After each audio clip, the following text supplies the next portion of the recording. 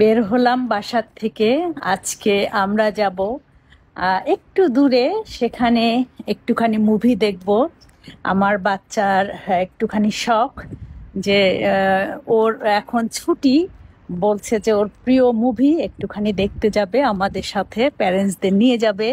তো আমার হাজবেন্ডও যেহেতু এসেছে বাংলাদেশ থেকে, এখন আমরা যাচ্ছি সেই মুভি দেখতে।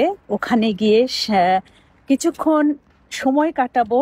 মুভি দেখার আগে, যেহেতু ওটা হচ্ছে একটা শপিং মলের ভেতরে, তো ওখানে গিয়ে একটুখানি শপিং ঘুরবো, ঘুরে একটু টুকটাক কেনাকাটা করব, তারপরে মুভি দেখব।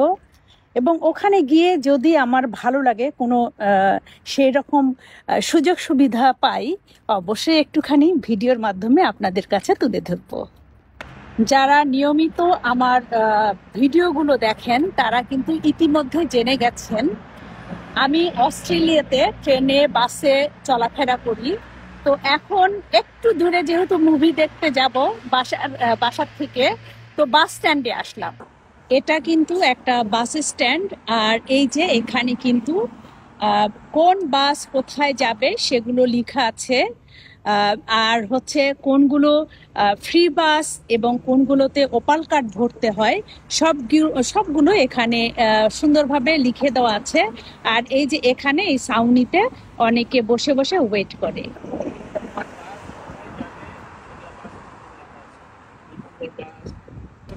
আমি হচ্ছে লাইক 12 কিলোমিটার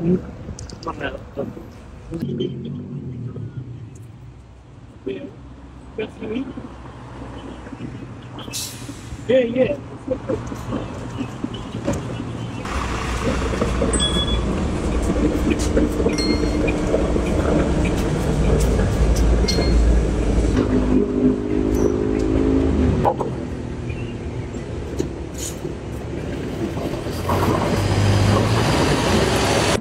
চলে আসলাম অস্ট্রেলিয়ার ওয়ারং প্লাজায়। এখানেই মুভি থিয়েটার।